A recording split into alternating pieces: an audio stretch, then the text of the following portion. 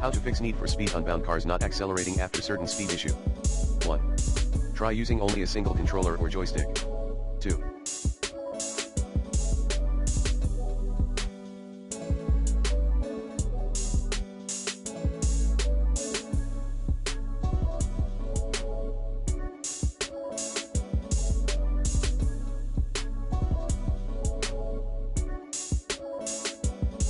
Play NFS in Windows Clean Boot. 3.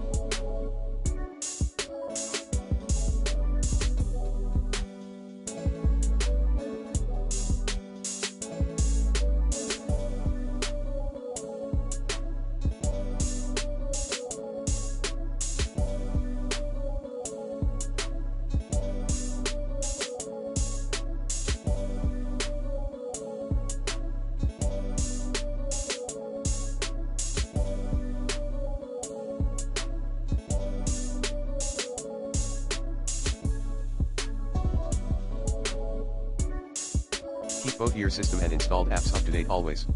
Like this.